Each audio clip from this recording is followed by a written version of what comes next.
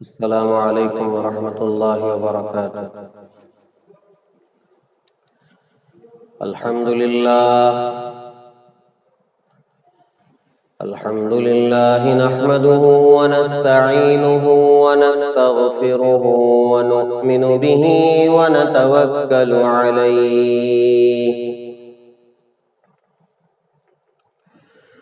ونعوذ باللہ من شرور انفسنا ومن سیئات اعمالنا ونعوذ باللہ من شرور انفسنا ومن سیئات اعمالنا من يهده الله فلا مضل له ومن يضلله فلا هادي له ونشهد أن لا إله إلا الله وحده لا شريك له ونشهد أن سيدنا ونبينا ومولانا محمدا عبده ورسوله الذي أرسل بالحق بشيرا ونذيرا وداعيا إلى الله بإذنه وسراجا منيرا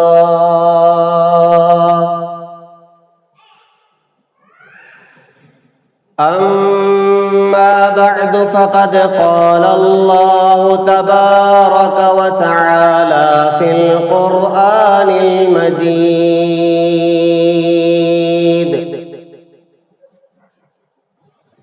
أعوذ بالله من الشيطان الرجيم. بسم الله الرحمن الرحيم.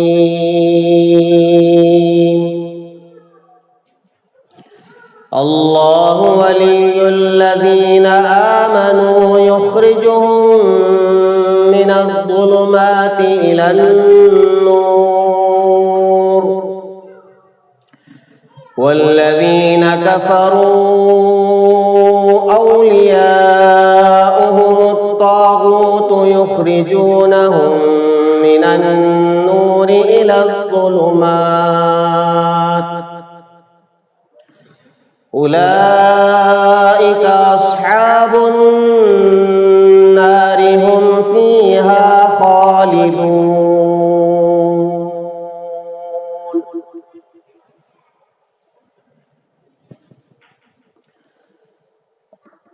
آمنت بالله صدق الله العظيم وصدق رسوله النبي الكريم ونحن على ذلك لمن الشاهدين والشاكرين والحمد لله رب العالمين. بزرگان محترم، اس ماہ مبارک سے متعلق اور اس کی نسبت سے گزشتہ جمعہ حضرت شیخ عبدالقادر جیلانی رحمۃ اللہ علیہ کا تذکرہ شروع کیا گیا تھا، اور آپ کے والد محترم کی بزرگی اور ان کا تقوی اور ان کی پرہیزگاری ہمارے سامنے آئی تھی. آئیے اسی سلسلے کو ہم آگے بڑھاتے ہیں.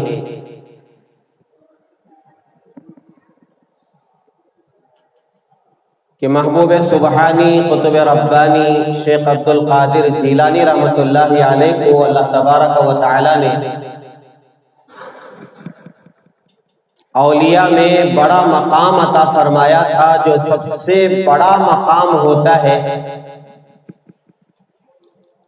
حضرات انبیاء اور حضرات صحابہ کے بعد، یعنی آپ مقام غوث تک پہنچ چکے تھے،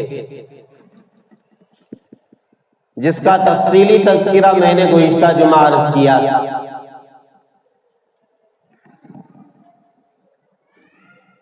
حضرات اولیاء اکرام کا تذکرہ باعث خیر و برکت ہے، اور ان تذکروں سے ہمارے ایمان میں اضافہ ہوتا ہے، اولیاء کے صفات کے سننے سے آدمی کے دل میں یہ داعیہ پیدا ہوتا ہے، یہ خیال آتا ہے کہ ہم بھی اس طرح بننا چاہیے۔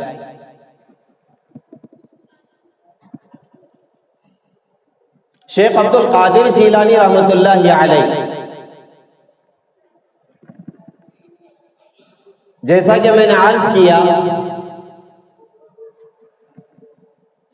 کہ ان کے والدین بڑے ہی نیک، تقوی اور پرہیزگاری میں بڑے اونچے مقام پر پہنچے ہوئے تھے۔ اللہ تعالیٰ نے آپ کے والدین کو جو اولاد عطا فرمائی، ان میں شیخ عبد القادر جیلانی رحمۃ اللہ علیہ جیسا ولی وقت اور بزرگ وقت اور امام الاولیاء اور شیخ الاسلام اور محی الدین جیسا عظیم الشان لڑکا عطا فرمایا۔ آپ کے سلسلے کے بارے میں کتابوں میں لکھا ہے کہ آپ کا سلسلہ نسب، آپ کے دادا، آپ کے پردادا، پھر یہ جو سلسلہ جاتا ہے وہ میرے اور آپ کے آقا تاجدار مدینہ احمد مجتبی محمد مصطفیٰ حضرت رسول اللہ صلی اللہ علیہ وسلم کے سلسلے میں آپ کے نواسے حضرت حسن بن علی رضی اللہ تعالیٰ عنہ تک آپ کا سلسلہ پہنچتا ہے۔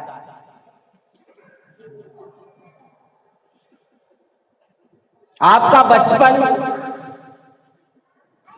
اس لیے کہ گھرانہ بہت نیک تھا، نیک خاندان تھا، علمی خاندان تھا، تو بچپن ہی میں آپ نے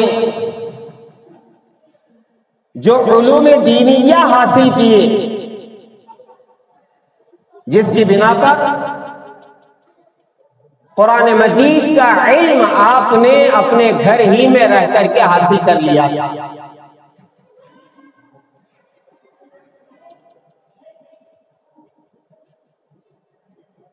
17 یا 18 سال کی عمر ہے،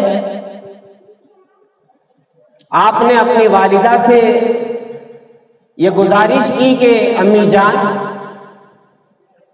میں بغداد جانا چاہتا ہوں علم دین حاصل کرنے کے لیے، اس لیے کہ اس وقت بغداد میں علم کا بڑا چرچا تھا اور قرآنی علوم وہاں پڑھائے جاتے تھے، احادیث مبارکہ علم وہاں پڑھایا جاتا تھا اور فقہ کا علم وہاں پڑھایا جاتا تھا۔ قرآن اور حدیث کا علم بغداد میں اعلیٰ پیمانے پر پڑھایا جاتا تھا، تو آپ نے اپنی والدہ سے گزارش کی کہ میں بغداد جانا چاہتا ہوں علم حاصل کرنے کے لیے۔ 17-18 سال کی عمر ہے، حضرت خود فرماتے ہیں شیخ عبد القادر جیلانی رحمۃ اللہ علیہ، میرے اس کہنے پر ماں کے آنکھوں میں آنسو آئے اور پھر مجھے اجازت دے دی، اور میرے اخراجات کے لیے 40 دینار یا 40 درہم 40 اشرفیاں مجھے عطا کی، اور اس کی حفاظت کے لیے میرے لباس میں آستین کے نیچے اس کو سی دیا تاکہ محفوظ رہے، اور ایک نصیحت کی کہ بیٹا ہمیشہ سچ بولنا۔ یہ واقعہ آپ نے زندگی میں کئی مرتبہ سنا ہے۔ ماں کی اس نصیحت کو سن کر آپ یہ قافلے کے ساتھ روانہ ہوتے ہیں۔ اس زمانے میں سفر کا یہی طریقہ تھا کہ کچھ لوگ جمع ہو جاتے تھے، قافلہ بن جاتا تھا، ایک جماعت بن جاتی تھی، اور گھوڑوں میں، اونٹوں میں، پیدل جس کے پاس جو سہولت ہوتی تھی وہ اپنی سہولت کے ساتھ، سامان سفر کے ساتھ وہ رواں دواں ہوتے تھے۔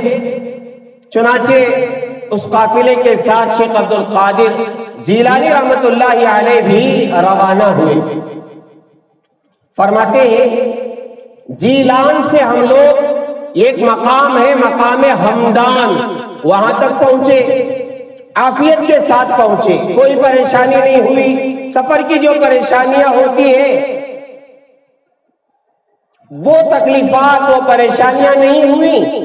ہم مقام ہمدان تک پہنچے، وہاں ہم نے ڈیرے لگائے، وہاں ٹھہرے، اطمینان کا سانس لیا، اور پھر جب ہم وہاں سے نکلے ہیں تو ایک فاصلہ طے ہوا تھا کہ اچانک ڈاکوؤں نے ہمارے قافلے پر حملہ کر دیا۔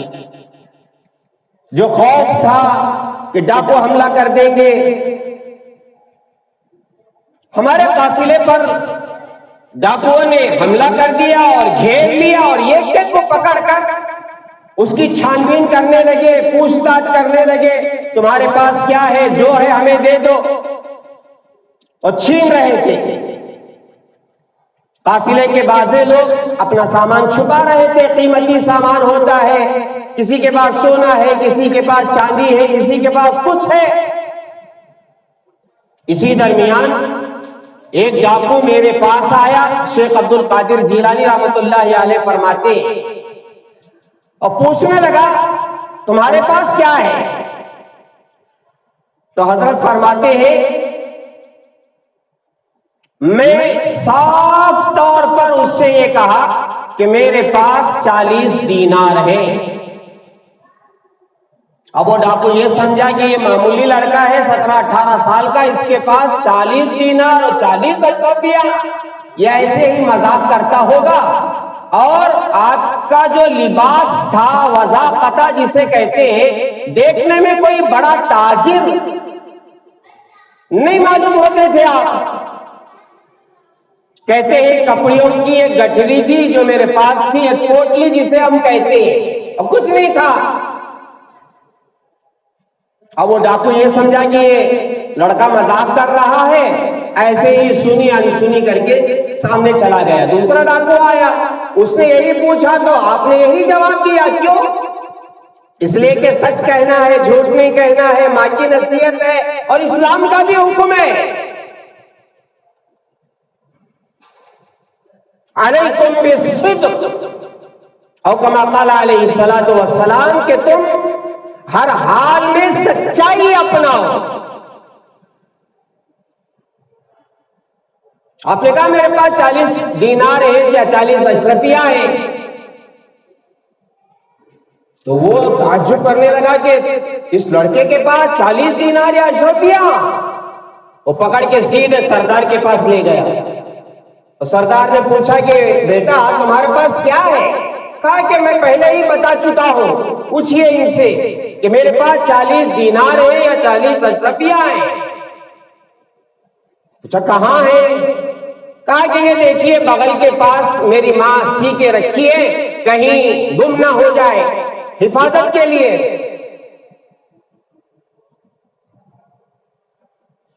سردار نے تعجب سے، بڑے تعجب سے شیخ عبد القادر جیلانی رحمت اللہ علیہ سے پوچھا کہ بیٹا تم نے یہ کیوں بتا دیا پاس 40 اشرفیہ ہیں، 40 دینار ہیں، تم چھپا کر کے بھی لے جا سکتے تھے اور جھوٹ بول سکتے تھے۔ تو اس وقت شیخ عبد القادر جیلانی رحمۃ اللہ علیہ نے فرمایا جب میں نکلا تھا ماں نے مجھے یہ نصیحت کی تھی کہ بیٹا ہر حال میں سچ بولنا۔ میں ماں کی اس نصیحت پر عمل کرتے ہوئے ہمیشہ سچ بولنے کی میں نے نیت کی ہے اور میں نے سچ کہا ہے۔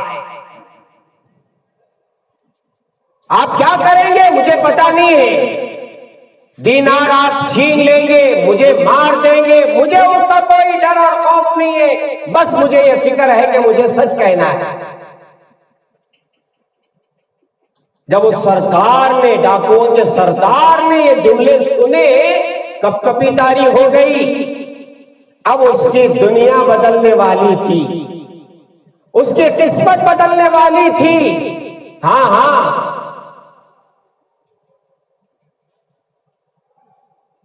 اس نے کہا یہ لڑکا ایک مرتبہ جھوٹ بولنے کے لیے تیار نہیں ہے، اور ہم لوگ مسلمان ہو کر دن رات جھوٹ بول رہے ہیں اور قافلوں پر لوٹ مار کر کے ان کا مال حاصل کر رہے ہیں۔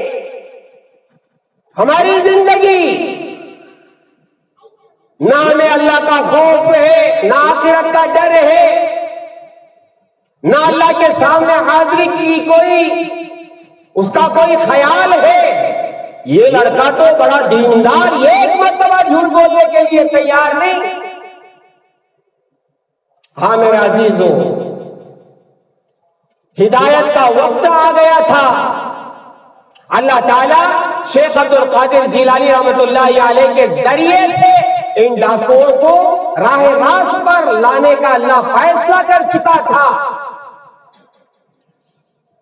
سچائی کی بنا پر، امانت داری کی بنا پر، دینداری کی بنا پر یہ پورا ڈاکوؤں کا قافلہ، پوری ٹیم، سردار نے توبہ کی۔ وہ کہا کہ میں آپ کے ہاتھ پر توبہ کرتا ہوں، اور جتنا مال اس نے لوٹا تھا سارا کا سارا واپس کر دیا۔ آپ کے ساتھ میں جو آپ کے چیلے تھے، کہا کہ سردار جب آپ نے توبہ کی ہے ہم نے بھی توبہ کی ہے۔ ہاں ہاں، شیخ عبد القادر جیلانی رحمۃ اللہ علیہ کا یہ واقعہ اتنا مشہور ہے، اتنا مشہور ہے، ہر زمانے میں اس واقعے کو بیان کیا گیا ہے۔ بچپن ہی سے اسلام پر عمل کرنے کا شوق، ذوق، اللہ کا ڈر، اللہ کا خوف جو ہونا چاہیے میرے اندر، آپ کے اندر اور ہر مسلمان کے اندر، جو تقویٰ ہونا چاہیے، جو پرہیزگاری ہونا چاہیے، جو دینداری ہونا چاہیے، جو ڈر اور خوف، جو امیدیں ہونی چاہیے، وہ ڈر اور خوف و امید اللہ سے شیخ عبد القادر جیلانی رحمۃ اللہ علیہ کے اندر بچپن ہی سے ہے۔ ہاں، جو اولیاء اللہ کی صفات بیان کی گئی ہے قرآن میں، احادیث میں، وہ سارے صفات آپ کے اندر موجود۔ اللہ ولی الذین آمنوا یخرجهم من الظلمات الى النور۔ جو ایمان والے ہوتے ہیں وہ اللہ کے ولی ہوتے ہیں، اللہ تعالیٰ انہیں اندھیروں سے نکال کر کے روشنی کی طرف لاتا ہے، ظلمتوں سے نکال کر کے ہدایت کے راستے پر انہیں لاتا ہے۔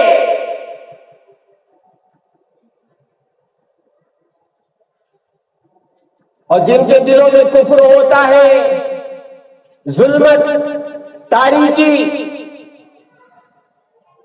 والذین کفروا اولیاؤہم الطاغوت یخرجونہم من النور الی الظلمات۔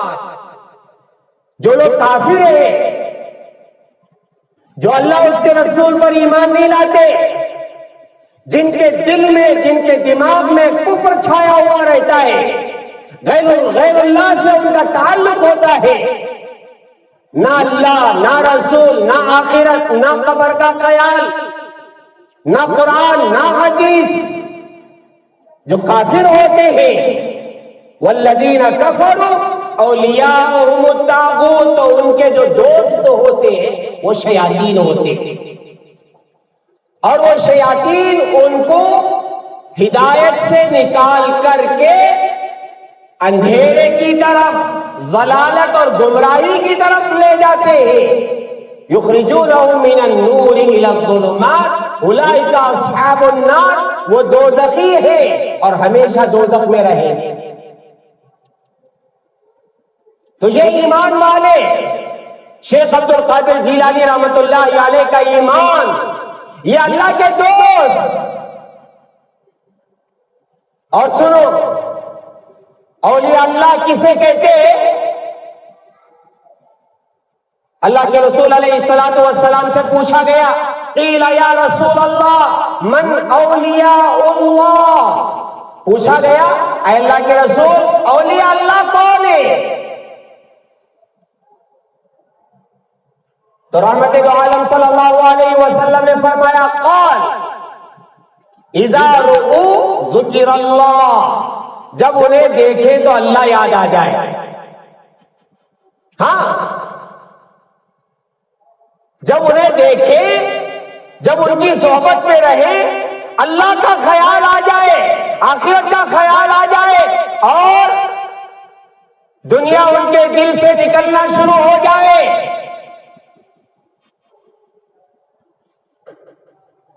یہی بات جو رحمت دو عالم صلی اللہ علیہ وسلم نے فرمائی حدیث قدسی ہے،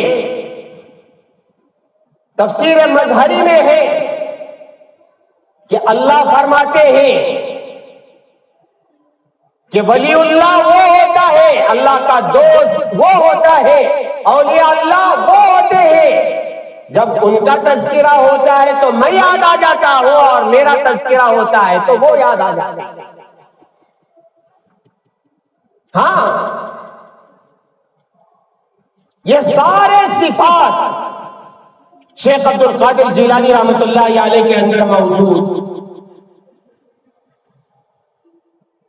رحمت دو عالم صلی اللہ علیہ وسلم نے فرمایا، الا اخبرکم بخیارکم، کیا میں تم میں سے بہتر آدمی کون ہے بتاؤ؟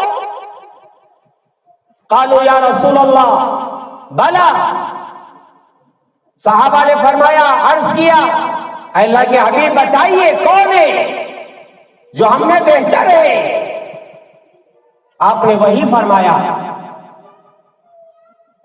کہ جب ان کو دیکھا جائے تو اللہ یاد آ جائے. اذا رؤوا ذکر اللہ، جب ان کو دیکھے تو اللہ یاد آ جائے. اللہ کے رسول علیہ الصلوۃ والسلام نے احادیث مبارکہ میں یہ الفاظ ذکر فرمائے. تو میرا عزیزو، شیخ عبد القادر جیلانی رحمت اللہ علیہ حضرات اولیاء میں بڑا مقام رکھتے تھے. آپ بغداد گئے، وہاں آپ نے علم حاصل کیا، اور بڑے بڑے اساتذہ سے آپ نے علم حاصل کیا، حدیث کا علم، تفسیر کا علم، فقہ کا علم. آپ کے اساتذہ میں بڑے بڑے اساتذہ، چوٹی کے علماء، چوٹی کے مفتیان، چوٹی کے مدرسین، جن کے اندر تقوی اور پرہیزگاری کوٹ کوٹ کر بھری ہوئی تھی، ان کے سامنے آپ نے زانوئے ادب طے کر کے علم حاصل کیا. جب علم سے فارغ ہوئے، ظاہری علم سے کتابیں تو پڑھ لی، اب باطنی علوم کے حاصل کرنے کا شوق پیدا ہوا، جسے تصوف اور سلوک کہتے ہیں، جسے طریقت کہتے ہیں. شریعت کا جب علم انہوں نے حاصل کیا تو طریقت، سلوک، تصوف، تزکیہ، اپنے باطن کی صفائی، اپنے قلوب کی صفائی جو ہم سب کے لیے ضروری ہے۔ ہاں، ان اللہ یحب التوابین ویحب المتطہرین، اللہ تعالیٰ ظاہری پاک رہنے والوں کو بھی پسند کرتے ہیں اور باطنی اعتبار سے جو پاک ہوتے، توبہ تائب ہو کر اپنے دل پر جو محنت کرتے ہیں، دل سے غیر اللہ کی محبت نکالنے میں صبح سے شام تک، شام سے صبح تک اللہ کے ذکر میں لگے رہتے ہیں، اللہ کا ذکر کرتے ہیں، کبھی جہری کرتے ہیں، کبھی خاموش بیٹھ کر اپنے دل پر توجہ ڈالتے ہیں، جسے مراقبہ کہتے ہیں۔ شیخ عبد القادر جیلانی رحمۃ اللہ علیہ اپنے فقہ کے استاد ابو سعد مخرمی رحمۃ اللہ علیہ ابتدائی اسباب، باطنی اسباب ان سے شروع کیے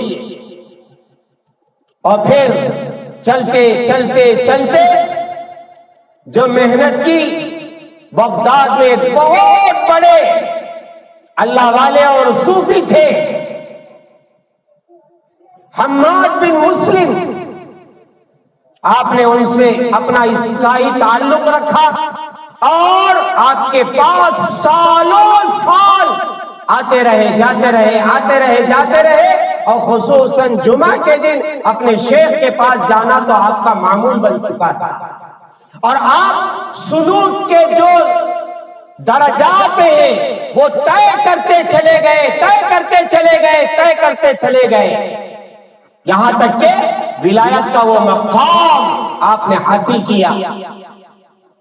ہاں میرے عزیزو، جیسے ظاہری طور پر ڈگریاں ہوتی ہیں علوم کی، یہ ڈاکٹر ہے، یہ ڈگری ہے، یہ انجینئر ہے، یہ ڈگری ہے، یہ MBBS ہے، یہ ڈگری ہے، یہ فلاں ہے، یہ فلاں ہے، ایسے ہی باطنی طور پر جب آدمی علوم باطل حاصل کرنا شروع کرتا ہے اور وہ اسباب لیتا رہتا ہے اور ترقی کرتا رہتا ہے، تو پھر اسے جو خلافت ملتی ہے اپنے شیخ سے، اور پھر جو اجازت ملتی ہے اپنے شیخ سے، وہ ایک ڈگری ہوتی ہے۔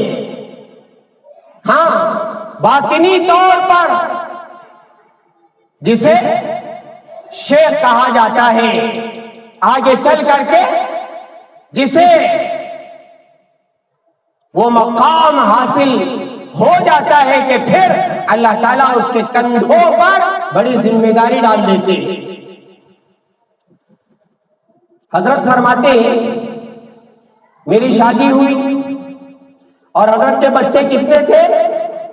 کتابوں میں لکھا ہے کہ آپ کے ایک کم 50 بچے تھے، 49، جس میں 27 لڑکے تھے اور 22 لڑکیاں تھیں۔ حضرت فرماتے ہیں کہ میرے دل میں یہ بات بار بار آتی تھی کہ اب تو میں نے علوم حاصل کر لیے ہیں، اب خالص اللہ کے ہو کر رہ جانا، کسی سے کوئی تعلق نہ ہو۔ آپ کے ایک شاگرد فرماتے ہیں، مجھ سے شیخ عبد القادر جیلانی رحمۃ اللہ علیہ نے فرمایا کہ بیٹا میرا جی چاہتا تھا کہ میں جنگلوں میں چلا جاؤں، صحراؤں میں چلا جاؤں، کوئی تعلق نہ ہو لوگوں سے، لوگ مجھے نہ دیکھیں اور میں لوگوں کو نہ دیکھوں۔ جیسے حضرت صابر کلیری رحمۃ اللہ علیہ کے بارے میں آپ نے سنا ہوگا، بڑے جلالی بزرگ، اللہ کی محبت میں اتنے کھو گئے تھے، غرق ہو گئے تھے، کسی کا چہرہ دیکھنا انہیں پسند نہیں تھا، کوئی ان کے چہرے کو برداشت نہیں کر سکتا تھا۔ چلے گئے تھے جنگلوں میں، حضرت شمس الدین التمش رحمت اللہ علیہ جو آپ کے خلیفہ تھے ان کو یہ نصیحت کی تھی کہ بیٹا جب کوئی بڑا کام ہو تو سمجھ جانا میری روح پرواز کر چکی ہے، فوراً میرے پاس آنا، تجہیز و تکفین کا انتظام کرنا۔ روایتوں میں موجود ہے کہ جب قلعہ فتح ہوا ہے شمس الدین التمش کا، سمجھ گئے حضرت نے کہا تھا، میرے پیر نے کہا تھا، میرے شیخ نے کہا تھا جب تم سے کوئی بڑا کام ہو جائے سمجھ جانا میں اللہ کے پاس پہنچ چکا ہوں، میری وفات ہو چکی ہے۔ سفر کا سامان باندھا اور نکلے ہیں اپنے گھر سے۔ جب اولیاء کی بات آ رہی ہے تو میں کچھ بڑی بڑی باتیں کرنے لگا ہوں، آپ اسے سمجھ سکیں گے یا نہیں سمجھ سکیں گے؟ شمس الدین التمش گھر سے نکلے، تھوڑی دیر گئے، ٹھوکر لگی، نیچے گرے، اٹھے تو دیکھا کہ ثابت کلیری کے پاس پہنچ چکے۔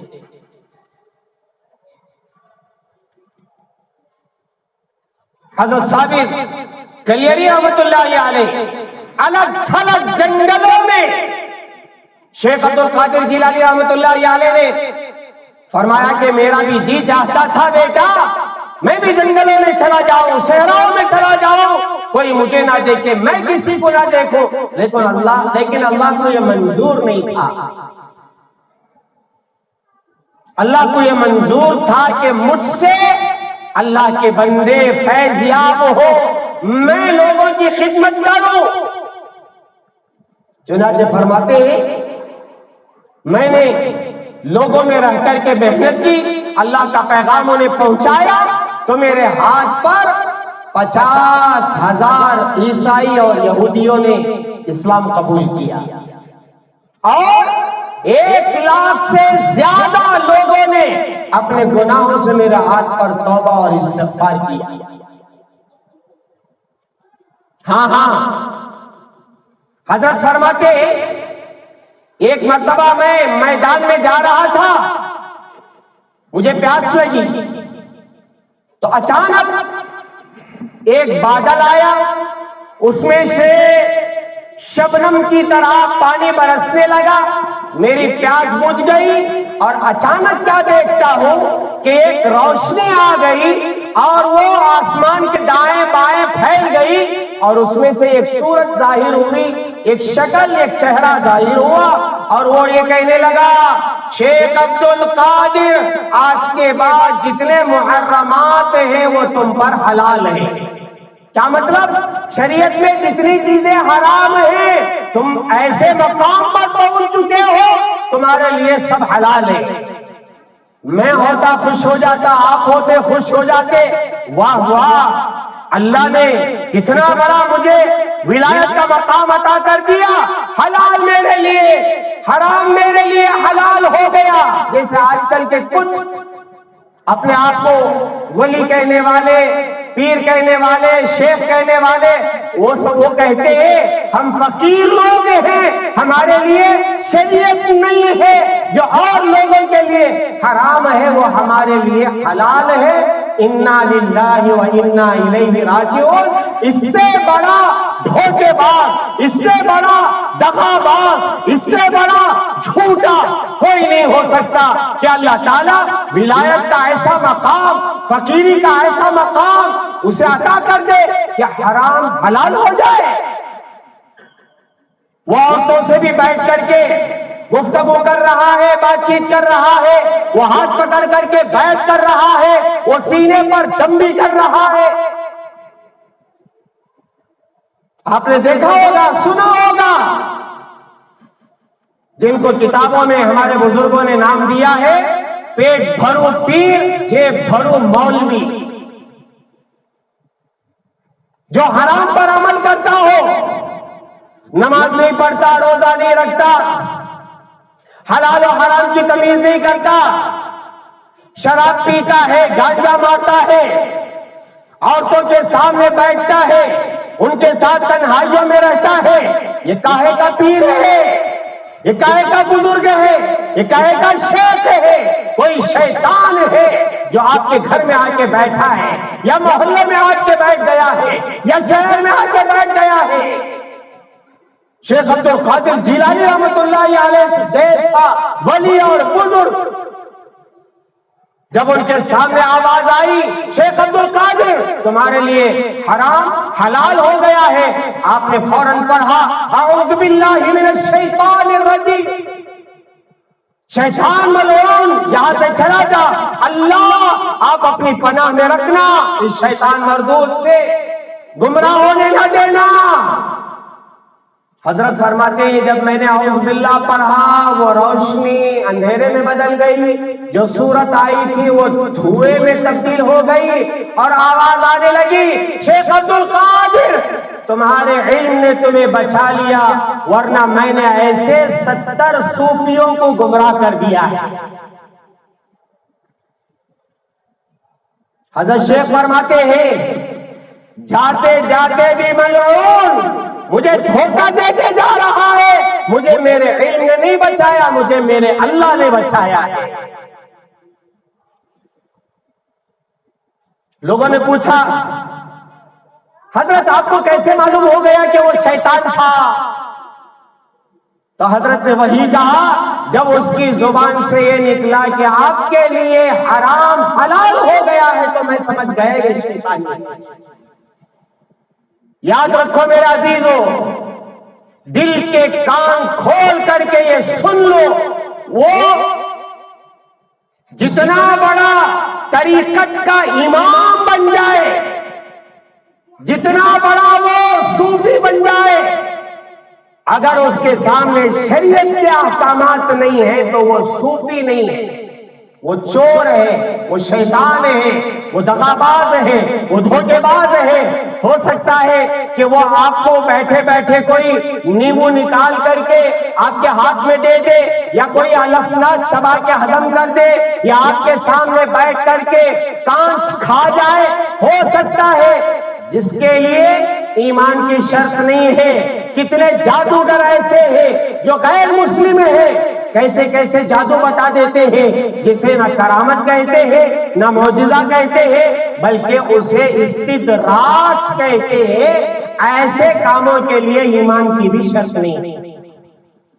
ہاں، حضرات اولیاء کے ہاتھ سے بہت سارے کرامات نکلتی ہے جو حق ہے، حق ہے، حق ہے۔ اولیاء کے ہاتھ سے کرامات کا ظاہر ہونا حق ہے، اللہ کے حکم سے وہ کرامات ظاہر ہوتی ہے۔ بہت ساری کرامات ہیں، کبھی موقع ہو تو عرض کریں گے۔ تو شیخ عبد القادر جیلانی رحمۃ اللہ علیہ اس فتنے سے بچ گئے، گمراہ نہیں ہوئے، اللہ تعالیٰ نے ان کو بچا لیا۔ اب آپ بغداد ہی میں رہ کر کے 40 سال مدرسے میں، جس مدرسے میں آپ نے پڑھا تھا اسی مدرسے میں آپ نے حدیث کا علم پڑھایا، قرآن کا علم پڑھایا، فقہ کا علم پڑھایا، اور تصوف و سلوک کا علم بھی آپ نے پڑھایا، اور بہت سارے لوگوں نے آپ کے ہاتھ پر بیعت کیا اور توبہ تلہ کیا، اور جیسا کہ آپ نے خود سنا کہ 50,000 یہودی اور عیسائیوں نے آپ کے ہاتھ پر اسلام قبول کیا۔ شیخ عبد القادر جیلانی رحمۃ اللہ علیہ مسلک کے اعتبار سے حنبلی مسلک کے تھے، جیسے ہم لوگ کون سے مسلک کے ہیں؟ کون سے؟ حنفی، شافعی بھی ہیں کچھ لوگ، مالکی بھی ہیں، ادھر چلے جائے مدینہ منورہ وہاں مالکی بھی ہے۔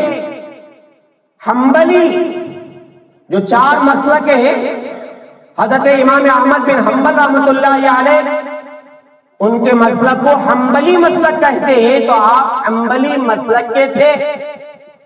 40 سال آپ نے درس و تدریس کی خدمات انجام دی، اور پھر جب آپ کا وفات کا وقت آیا ہے، اور اس سے پہلے سنو، آپ کے جو تصنیفات ہیں، جو کتابیں ہیں، ان میں مشہور کتاب ہے غنیۃ الطالبین، بہت مشہور کتاب ہے، پوری دنیا میں ہے، عربی میں ہے، اردو میں ہے اور کئی زبانوں میں ہے، آپ نے خود اسے لکھی۔ اسی طرح فتوح الغیب ایک کتاب ہے، وہ آپ ہی کی لکھی ہوئی ہے۔ اسی طرح فتح الربانی و فیض الرحمانی، یہ بھی آپ ہی کی کتاب ہے۔ بہت ساری آپ نے کتابیں لکھی۔ غنیۃ الطالبین اگر آپ کے ذہن میں ہو، آپ یاد رکھ سکتے ہو تو اس کا مطالعہ رکھیں، علماء اس کا اکثر مطالعہ کرتے ہیں، آپ سے بھی گزارش ہے کہ اس کا مطالعہ کریں غنیۃ الطالبین کا۔ اور پھر اس کے بعد میں جو باتیں ذہن میں آئی اسے بہت سمیٹتے ہوئے آپ کی وفات کا جب وقت قریب آیا تو آپ کے بیٹے کو بلا کر کے آپ نے بہت ساری باتیں بتائی کہ بیٹا اللہ سے ڈرنا، کسی اور سے نہ ڈرنا، اور جو کچھ مانگنا ہو وہ اللہ سے مانگنا، کسی اور سے نہ مانگنا۔ آپ کی بہت ساری نصیحتیں کتابوں میں موجود ہیں۔ توحید کے پکے علمبردار تھے آپ، شرک اور بدعت سے بہت متنفر تھے، شرک اور بدعت آپ کو ہوتا ہی نہیں تھا، توحید۔ بیٹے نے پوچھا کہ ابا جان کیا حال ہے، اب موت کا وقت قریب ہے؟ تو فرمایا بیٹا سر سے لے کر کے پاؤں تک ہر عضو میں درد ہے، لیکن الحمدللہ میرے دل میں درد نہیں ہے، اس لیے کہ یہ دل اللہ سے جڑ چکا ہے۔ کتابوں میں لکھا ہے جمادی الثانی 560 پر 61 ہجری میں بروز ہفتہ شام کے وقت میں، اختلاف ہے تاریخ کے بارے میں، 9، 10، 11، عام طور پر جو لوگوں میں مشہور ہے وہ 11 ربیع الثانی ہے۔ میں نے گزشتہ جمعہ عرض کیا تھا کہ اسی مناسبت سے لوگ 11 ربیع الثانی کو 11ویں شریف مناتے ہیں۔ یہ ایصال ثواب کے لیے ہے، لیکن اس میں بہت ساری ایسی چیزیں آ گئی ہیں من گھڑت اپنی طرف سے گھڑ کے۔ اس کے لیے بکرا کاٹنا ہی ضروری نہیں ہے، اس کے لیے دعوت دینا ہی ضروری نہیں ہے، ثواب پہنچانا ہے شیخ عبد القادر جیلانی رحمۃ اللہ علیہ کو۔ آپ بیٹھے بیٹھے ایک مرتبہ سورہ فاتحہ پڑھیے، 3 مرتبہ سورہ اخلاص پڑھیے، سورہ یاسین پڑھیے، سورہ ملک پڑھیے، پورا قرآن پڑھیے، اور پڑھ کر کے اللہ سے کہیے کہ یا اللہ اس کا ثواب شیخ عبد القادر جیلانی رحمۃ اللہ علیہ کو پہنچا دیجیے۔ بلکہ جتنے سلسلے کے اگر لوگ ہیں یہاں، 4 سلسلے ہیں تربیت کے، میں ختم کر رہا۔ ایک سلسلہ ہے چشتیہ کا تربیت کے لیے، جو ہمارے ہندوستان میں بہت زمانے سے چلا آ رہا ہے، سلسلے چشتیہ۔ اور ہمارے ہندوستان میں سلسلے چشتیہ کے امام حضرت حاجی امداد اللہ مہاجر مکی رحمۃ اللہ علیہ ہے، اسی کے سلسلے کے لوگ ہیں حضرت قطب ربانی، حضرت نظام الدین اولیاء، اور اجمیر میں کون ہے جی؟ حضرت معین الدین خواجہ معین الدین چشتی۔ یہ جو چشتی ہے نا وہی ہے، سلسلے چشتیہ کے۔ الحمدللہ ان کے قبروں پر اس ناچیز کا جانے کا اتفاق ہوا ہے۔ قبروں پر جانا منع نہیں ہے، لیکن عورتوں کو جانا منع ہے۔ عورتیں قبروں کے پاس نہیں جا سکتی۔ لعنت فرمائی اللہ کے رسول علیہ الصلوۃ والسلام نے کہ جو عورت قبر کے پاس جاتی ہے اس پر اللہ کی لعنت ہے۔ مت جائے، اور جا کر کے کیا کام کرے؟ جو کام بتایا گیا ہے ایصال ثواب کا۔ ایصال ثواب کا مطلب قرآن پڑھو، ذکر کرو، اور اگر اس مقام پر اللہ نے آپ کو پہنچایا ہے تو بیٹھ کر کے لمبے لمبے مراقبے کرو۔ ہمارے بزرگ قبروں کے پاس جاتے ہیں، بیٹھ کر کے مراقبہ کرتے ہیں، اور بہت سارے ایسے احوال معلوم کر کے آتے ہیں جو ہر آدمی معلوم کر کے نہیں آتا. ہاں، جن میں دارالعلوم سبیل الرشاد کے بڑے استاد محترم حضرت مولانا میران صاحب رحمت اللہ علیہ، وہ قبر کے پاس بیٹھتے تھے اور مراقبہ کر کے معلوم کر لیتے تھے کہ قبر والے کو عذاب ہو رہا ہے یا پھر اس کے اوپر نعمتوں کی بارش ہو رہی ہے. ان کا آخری وقت مکے میں ہے، رمضان میں ہے، قافلے کے ساتھ ہے، افطاری کا وقت ہے، روزے سے آخر وقت میں لوگ ذکر میں بیٹھتے ہیں. افطاری کے وقت میں حضرت بھی افطاری میں بیٹھے تھے. آخر میں کہا کہ فنا فی اللہ کا مراقبہ کرو جی، فنا فی اللہ، اللہ میں فنا ہو جانا، فنا فی اللہ کا مراقبہ کرو جی بول کر کے اپنا سر جھکائے تو ایسا جھکائے بس اللہ میں فنا چلے گئے. آپ مکہ المکرمہ میں مدفون ہیں تو قبروں کے پاس جانا منع نہیں ہے، لیکن وہاں جا کر کے عروس و قوالی کرنا، عورتوں کو بلا کر کے قوالی سننا، ڈھول بجانا اور لڑکیوں کو وہاں بلانا دیکھنے کے لیے، توبہ توبہ توبہ. لوگ ہمارے لڑکے جاتے ہیں جاہل قسم کے، چلو عرس و سندل میں جائیں گے اور وہاں جا کر کے نعوذ باللہ لڑکیوں کو دیکھ کے آئیں گے اور وہاں رشتے طے کر کے آئیں گے. ہاں ہو رہا ہے، میں جھوٹا نہیں ہوں، ہو رہا ہے. تو شیخ عبد القادر جیلانی رحمت اللہ علیہ کے نام پر ایصال ثواب کرو، منع نہیں ہے، لیکن تاریخ طے کرنا اور پھر اصول و ضوابط کے ساتھ ہی ہر آنے والا پانی نہا کر کے آئے، نہیں نہائے گا تو وہ یہاں دعوت کو نہیں آ سکتا. بہت ساری چیزیں نہیں. ایصال ثواب کے لیے کوئی شرط نہیں ہے. آپ بیٹھے اور کچھ پڑھے، سورہ فاتحہ اور 4 قل پڑھے. اور سنو، 11ویں اگر زندگی میں ایک مرتبہ نہیں کیے ہیں تو قبر میں سوال نہیں. اگر نماز نہیں پڑھے ہیں تو قبر میں سوال ہوگا، روزہ نہیں رکھیں گے تو قبر میں سوال ہوگا، اور اگر مال و دولت اللہ نے دے رکھا ہے، حج نہیں کیے ہیں، اللہ پوچھیں گے. قرآن نہیں پڑھا ہے تو قرآن پکڑے گا اور پوچھے گا کیا تو نے میرا حق ادا کیا؟ اگر ادا نہیں کیا تو پھر میرے پیارو جہنم ہے، اللہ میری آپ کی حفاظت فرمائے. صحیح طریقے پر اسلام پر عمل کرو. جو چیزیں ضروری ہیں، نماز، روزہ، زکات، حج، قرآن کی تلاوت، صبح شام کے اذکار، یہ ضروری ہے. سمجھے؟ لوگ کہتے ہیں کہ میں حاجی بن چکا ہوں. کیسے صاحب، آپ نے کبھی حج نہیں کیا؟ کہا کہ میں اجمیر 3 مرتبہ جا کے آ گیا اور حاجی بن گیا. میں اجمیر گیا تو لوگوں نے وہاں معمول ہے فقیر آ کے حاجی صاحب حاجی صاحب حاجی صاحب. میں پوچھا میں حج کرا سننا کب سے معلوم ہوگا؟ میں حج سے گیا ہوں اور آپ حاجی صاحب کہہ رہے. تو میں نے وہاں معلوم کیا تو مجھے بتایا گیا کہ یہاں جو بھی آتے ہیں یہاں کے فقیر ان کو حاجی کہتے ہیں. تو 3 مرتبہ اجمیر شریف جا کر آنے سے کوئی حاجی نہیں بنتا ہے. حج کا ثواب چاہیے، بولو چاہیے. فجر کی نماز پڑھو، اسی جگہ بیٹھے رہو، ذکر و اذکار کرو.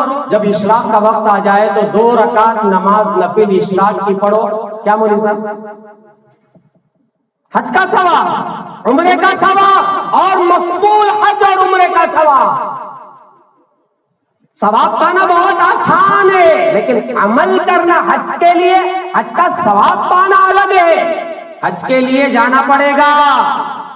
اور آج کل فارم بھرتی ہو رہے ہیں، جو طاقت رکھتے ہو ان سے میری گزارش ہے، ذرا مہنگا حج ہوگا، ذرا مشکلات کا سامنا کرنا پڑے گا. جو حضرات ابھی حج نہیں کیے ہیں اور ان پر حج فرض ہو چکا ہے، 4-4.5 لاکھ ایسے مالدار کے لیے کچھ بڑا نہیں ہے. فوراً اپنا فارم بھرتی کریں اور اللہ سے گڑ گڑا کر دعا کرتے رہے کہ یا اللہ کہیں ایسا نہ ہو میں مالدار حج کیے بغیر آپ کے پاس آ جاؤں اور میرا حج باقی رہ جائے. تو یہ اعمال جو باقی ہے، کتنے لوگوں کی نمازیں باقی ہیں، کتنے لوگوں کے روزے باقی ہیں جو فرض چھوٹ گئے. وہ ادا کرنا ہے۔ اللہ اگر معاف کر دے تو وارے کے نیارے، لیکن اگر پکڑنے میں آ جائے اللہ یہ ہرگز نہیں پوچھیں گے آپ نے 11ویں شریف کی یا نہیں کی، 12ویں شریف کی یا نہیں کی، اللہ نہیں پوچھیں گے۔ آخرت کے سوالات میں یہ سوال ہرگز نہیں ہے، لیکن شریعت پر عمل کر کے آئے ہو یا نہیں آئے ہو یہ پوچھیں گے۔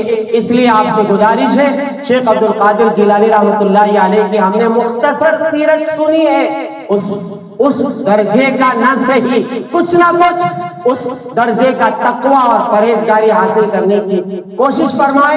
اللہ تبارک و تعالیٰ سے دعا فرمائے اللہ تبارک و تعالیٰ ہم میں سے ہر ایک کو موت سے پہلے ولایت کا مقام عطا فرمائے۔ اللہ تبارک و تعالیٰ اپنی رضامندی والی زندگی گزارنے کے ہم سب کو توفیق عطا فرمائے۔ اللہ تعالیٰ موت کے آخری سانس تک کامل اسلام پر عمل کرنے کی توفیق عطا فرمائے۔ اللہ تعالیٰ تصوف اور سلوک کے جو درجات ہیں اللہ تبارک و تعالیٰ ان پر عمل کی توفیق عطا فرمائے۔ وآخر دعوانا ان الحمد للہ رب العالمین۔